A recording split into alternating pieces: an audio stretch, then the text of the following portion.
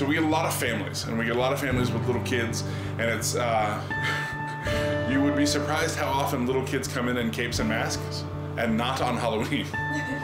I think the biggest kick we get, and I know I can speak for my partners on this one, is whenever we have the opportunity to help a parent choose their kid's first comic, which happens every week. We get to do that all the time.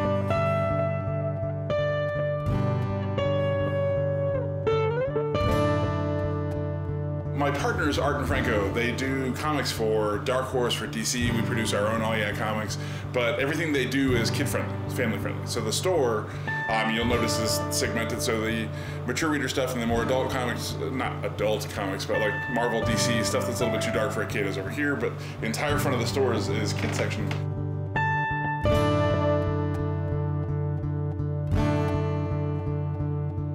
I've been doing comics almost my whole life, actually. This is, I worked for a store in Florida for about 11 years, and you know, I learned to read with comics. Comics were really kind of one of my hobbies as a teenager, so I always knew this is what I wanted to do. You like drawing a lot? Are you gonna get into comics? Maybe. So actually, first I decided that I was gonna move to Chicago. I had no clue what I was gonna do. And I mentioned that to Art, and he goes, really?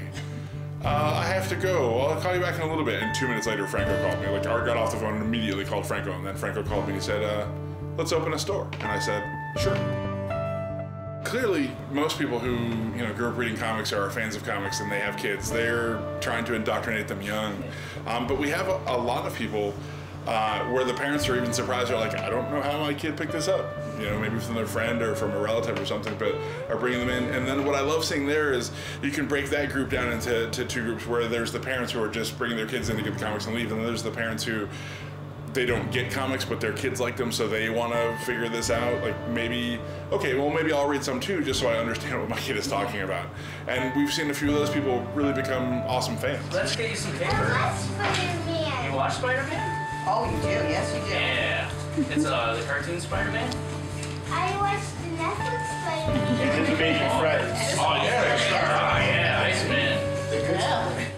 So we have a guy that comes in with his daughter once a week, and she picks out, she's maybe 6, she picks out a new comic every week. That's how she learned to read. She's a heck of a reader, and she's just really entirely too smart for her own good, which is awesome. And one day, she couldn't decide, so she's going back and forth, and while that's happening, the father's talking to me, and he's talking about how, he's maybe late 20s. He's talking about when he was in his late teens, early 20s, he was really kind of a chauvinist, and that was really kind of how he was raised. He started talking to me about how his outlook on life completely changed with having a daughter, because he would be damned if he ever let somebody tell his daughter that she couldn't do something that a man could do. So, as if on cue, the daughter who knows me, she walks up and she says, Mr. Mark, I'm gonna make comics when I get older. Which just brings a smile to my face, but the father said, yeah, you are, and gives her a high five. And they buy the comic and they leave, and about 3 or 4 minutes later, she has finished the comic in the car, so they come back in to get another one. And she says, Mr. Mark, will you carry my comic when I make it when I'm older? And I said, of course we will. And she was just beaming, like it was the greatest thing that anybody had ever told her, was, of course we will carry your comic here.